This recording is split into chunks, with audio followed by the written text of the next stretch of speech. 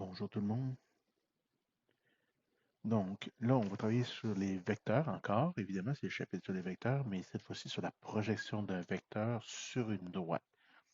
Donc, projection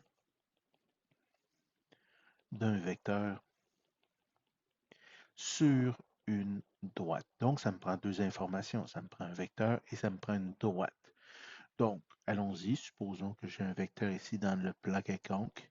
Vecteur A, B, d'extrémité A et d'extrémité B.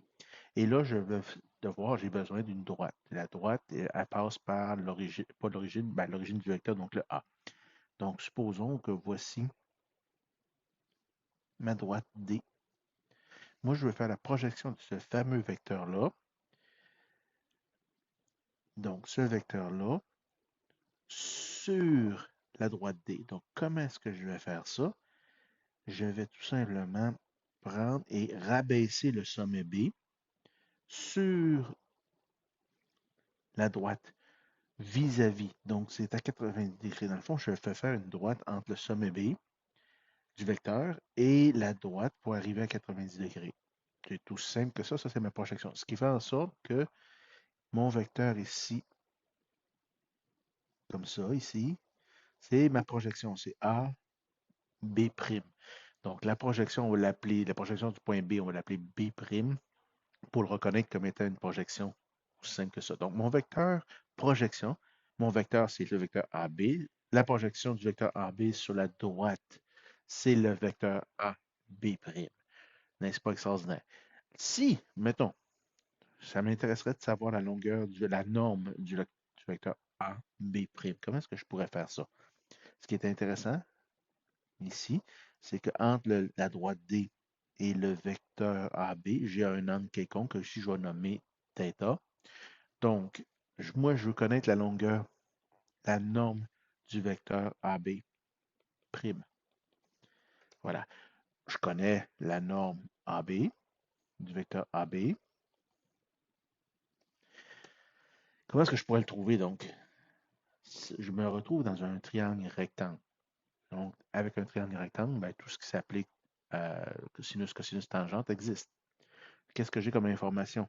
J'ai un angle, je cherche son côté adjacent et j'ai son hypoténuse. Donc, côté adjacent sur hypoténuse, ça devrait vous faire penser au cosinus de l'angle.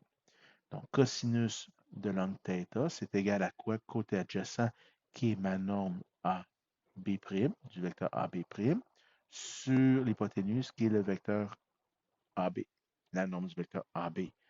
Si je m'amuse un peu, là, je rappelle que ce que je cherche, c'est la norme du vecteur AB'. Donc, je vais prendre le vecteur, la norme du vecteur AB et je vais l'envoyer de l'autre bord. Donc, ça va me faire la norme du vecteur AB multiplié par le cosinus de l'angle θ. Ben, c'est ça, la norme du vecteur AB'. Et voilà.